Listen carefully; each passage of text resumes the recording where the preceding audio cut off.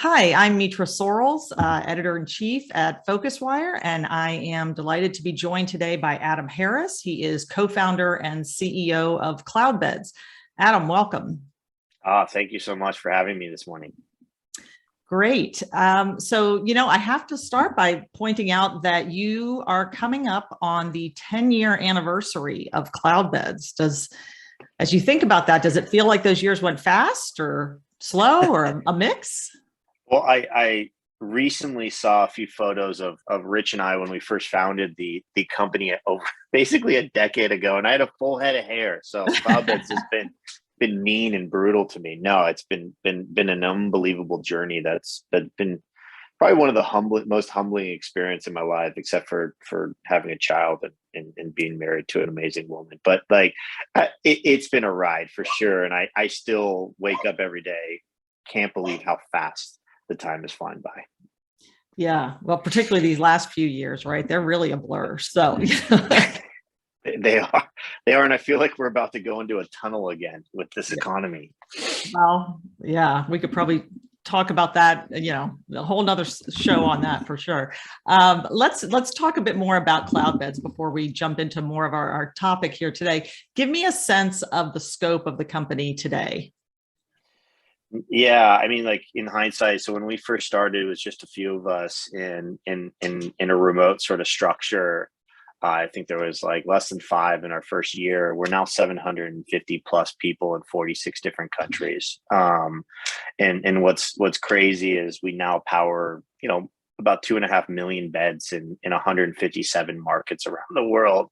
And, thanks to some big believers from an institutional capital perspective. We've got over $250 million in capital behind us. It's just been truly an amazing journey, and I pinch myself every morning for sure.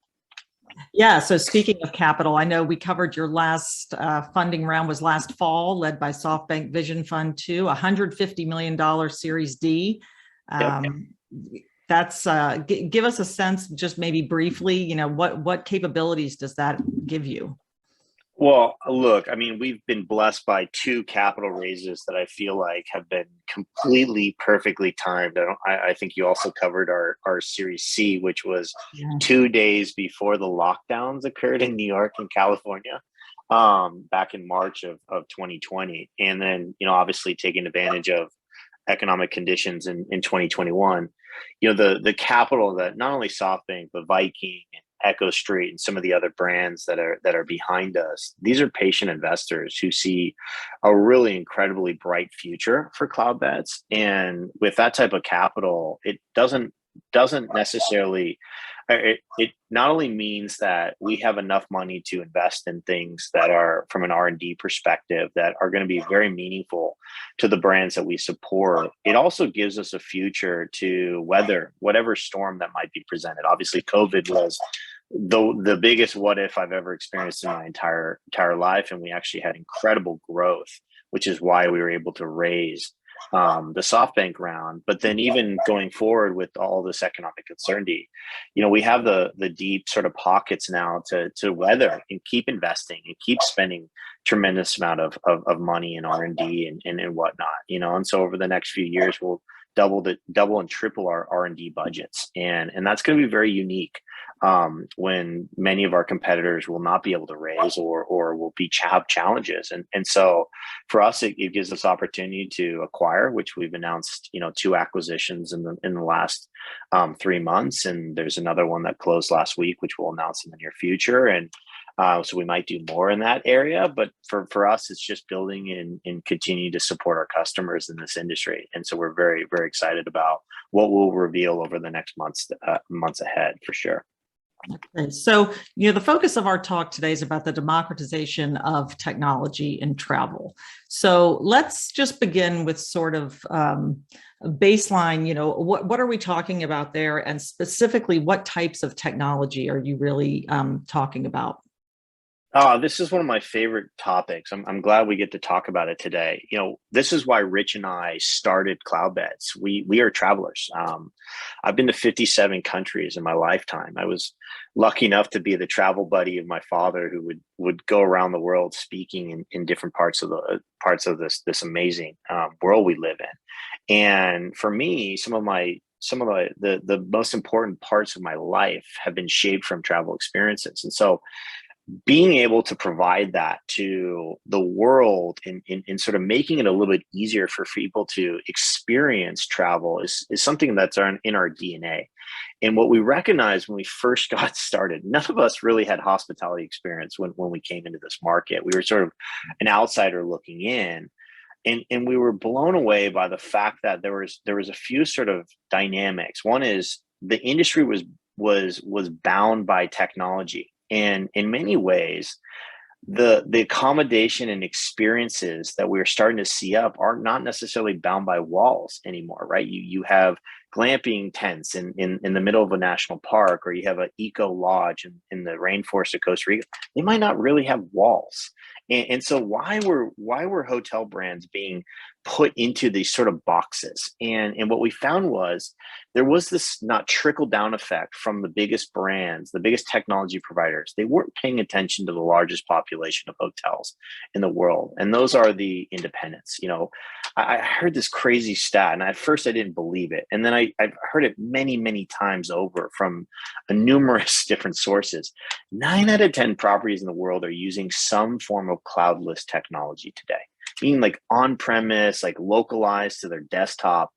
That's not the industry we live in, right? The average 18-year-old that's graduating from college has had an iPhone their entire lives. I mean, iPhones are more powerful than some of the old desktop computers that many of our hotels are using at their front desks. And so to look at all these wonderful things that hoteliers provide to consumers from an experience perspective, and then look at what type of technology that is driving change, I feel like our industry is a little bit of lagging, and that lagging was sort of reinforced in the middle of COVID. I got quoted, and I keep sort of using it because I think it's the best example. Contactless became the world we lived in the middle of the pandemic. I could go and buy something at a store and pick it up on curbside, not have to really talk to anyone. Things were being dropped off at your home for food delivery. And yet the hotel industry gave us plexiglass at the front desk. That was our contactless answer for the consumer. Instead of guest experience, like remote check-in and check-out, and communications through apps and ordering and all those things. And so like I really do believe that our industry is behind, and it's because of this democratization of travel. That's just not happening, and it's recently happening because of brands like Cloudbeds and a few others. And I'm excited about what that's going to pave. Yeah, it's interesting as you're talking about that. I was going to ask about, why does it seem that the travel and hospitality industry have change has come relatively slowly compared to other industries? And there seems to be, we hear often about issues with disconnect and multiple vendors and Correct. lack of integration and all of that. So it sounds like, your vision and the future direction that you see it going would be a much more integrated, holistic type of solution. I think so. And that doesn't mean less open, right? I think there's amazing technology providers out there. I think at last count, it was about 1,500 point solutions in this industry make up that fabric of our hotel tech ecosystem. But when you think about the connectivity of all of those different systems, there needs to be the master. There needs to be the hub of all of that data so that actions and decisions can be sort of made upon that. And right now it sort of lives in different places. The first thing I ever saw coming into this industry was this like diagram. And I think it was one of the top universities in Europe. I don't want to name names because I don't want to pick one because I'm not quite sure which one it was, but it was like 16 different systems, sort of squiggly lines. It was almost like spaghetti, sort of interconnected. I'm like, my goodness, no wonder we're like a little bit of disconnection and fragmentation going on. And that still lives today. We haven't solved that, but we haven't solved that. And we're making strides towards that for sure. So let's talk a bit. What do you see as some of the main benefits then of advanced innovative technology for owners? And maybe, talk to me about some of the differences you referenced there, the independent hotels, which I know are your core audience. Yep. What are some of the advantages that brings? So we have three pillars that we sort of talk about it, and I think they're really good at sort of describing where we see opportunity for hotel brands to sort of improve. And when I say hotel brands, that can be an independent, solely like single location, or even to the Marriotts of the world. I think all hospitality can improve. And I think there's also some examples in like short-term rentals that we can take note from, and how well they're doing guest experience in certain areas. Now there's some fundamental flaws that are happening in that side of the world too, but we'll get there in a few. But there are three pillars that I think have been challenged, and I'll pick on the pandemic a little bit because I think they brought them to light. But the guest, the staff, and then the operator, the owner, the actual business itself, right? We think of lodging as businesses, right? Because they are businesses, right? They need to run with a profit margin inside. They're not nonprofits in most cases, and there's sort of three components: there's the top line, their operational costs, and then the success of that, and is it repeatable? So when we think about the guest, I think there are just fundamental improvements that we can make in how guests interact, not only from discovery phase of a guest journey, but throughout the entire journey, from I'm about to show up to I'm at a property, I'm receiving services, to the feedback loops that happen afterwards. There's like sort of 5 stages of the guest journey. In each one of those stages, we can do better, right? And that can be done through technology. I can check in to an airline without ever going to a front desk, right? I can go through security using an app. I have to show my driver's license, but in Europe, I can just use my face. And I can fly through this entire process with very strict security protocols and get onto a plane, find my seat without any sort of intermediary, right? Well, in the hotel industry, 92% of all check-ins are done at a front desk, at a queue. And I use this story often. I go to the Aria every year for the Expedia annual conference. I've done it for the last 5 years, right? Every year, Aria asks me, have you stayed at this property before? And I'm like, how is this possible in this day and age? And yet I can walk into a casino and they've already like sort of profiled me. They know how much I'm going to spend. They know who I am. I mean, like, so like there's such a disconnect and focus here. And I get it. Casinos where they make all their money. The hotel is just accommodation. But this is not, that's just one small example that is happening across all forms of properties all over the world. So that's one small example. So like, I just think we can do better by the guest. Because at the end of the day, we're supposed to be hospitable. That's the purpose here, right? Like, let's just get back to the fundamentals. The second problem. Oh, go ahead. If you have, No, go ahead. Oh, the second area is staff. I mean, we have a fundamental labor issue in this industry, right? Marriott loses 50% of their staff every year, right? That's tremendous amount of training and cost and sort of reprogramming of individuals. And so like systems can either be easy or they can be incredibly complicated. They can either automate some of the mundane tasks or they can require a human input. Our industry needs to up-level people. There's a lot of things that we can just move to systems. It's not about eliminating jobs. It's just moving to systems because it will actually create a better staff experience. It'll create a better guest experience and the property will make more money. And so for the last 2 decades, even though top line revenue in hotels has gone through the roof, ADRs, RevPARs are hit historical highs in 2019. And I think with the revenge travel and all this demand, we probably break some records as well this year.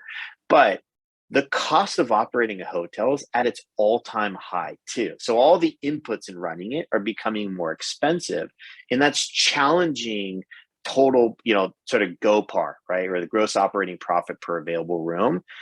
And that's like distancing itself away from these top line numbers. And that's because labor is more expensive. Buying and financing a property is more expensive. Utilities are more expensive. So I just hope that automation can alleviate the front desk person from banging on keys and shift that back into a self-service manner, which the guest really wants. I love checking into a short-term rental where I just go up to the door and punch in a code and my Wi-Fi is in an app and I don't really have to ask anything. Like, that's awesome. Like, that's a really nice experience. I think we can do that in the hotel industry very, very quickly. And so like, I just wanted to point on there, and I'll pause because I'm sure you've got like 10,000 questions or want to challenge me on that. But like, those are just two micro moments that I think technology can really help in. So I guess what my first question that comes to mind would be, then what's the holdup? What is the challenge? Is it a mindset? Is it maybe a misunderstanding that this is going to be a bigger task and a bigger undertaking to even make that first step? And so there's a hesitancy to go there. I think there's a generational shift in operator. So there's a couple things. I think there's partially a generational shift where like you have this old school mentality that I can get by with these sort of legacy systems and like daisy chaining them all together. It gives me the freedom to pick the best of all of them. The best of all of them doesn't mean the most efficient outcome.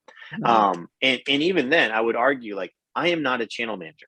I'm not a channel manager. I have a channel manager. We built a channel management, and yet we won best channel manager last year. We were a finalist for Hotel Tech Report in this year's category, right? Like, SiteMinder took the first prize. They were runners up last year. We are not a standalone channel manager. Like, yet we took the ability to sort of win the award because we have best in class capability. And so we're just rolling that up into experience that we believe saves time and money and energy in other places because it can shift and automate away. And so when the PMS and the channel manager and the data analytics product and the financial sort of fintech offering like payments is all tied together, it just skips steps throughout the entire process. So I think there's a changing guard that needs to happen. The second thing is schools need to start training on the next generation of hospitality. They need to talk about what experience looks like. They need to talk about what the consumers want. And the legacy 25-year-old sort of curriculum needs to be modernized. There's some great examples of schools doing it. Cloudbeds gives our software away to schools. It's called Horizon program. We will literally give you our software away so that you can train it, just so you can understand like our practice. And there's some very, very big schools that have shown unbelievable success with it in the last few years. And it's something that we're really excited about too. You know, one other thought that comes to my mind as we're talking about some of the challenges or hesitancies is that a bit of a situation where on the one hand, it's wonderful for the industry and for hoteliers that things are suddenly so busy again, and, you know, hotels are sold out and RevPAR's up and all of that. But does it also then create the challenge of people having the time to prioritize looking at their technology and looking at upgrades and that sort of thing? I think they're going to have to make some hard decisions. I was hoping that they would make those hard decisions during COVID, but many of them were just fighting for survival. Like, am I going to make it, right? And that's obviously very difficult to sort of take the time to invest. Now, there's also the misconception that switching systems is challenging. Like, I often hear consultants say, like, yeah, if I'm going to leave my PMS, it's like open heart surgery. We can get a property up and running in an hour. We've done that. We can also take 6 weeks. It really depends on the op. And so it doesn't need to be challenging, but it needs to be purpose built, right? We are a system that can power any type of property. We can power big ones. We can do small ones. We have 1,000-room property. We have 5-room properties.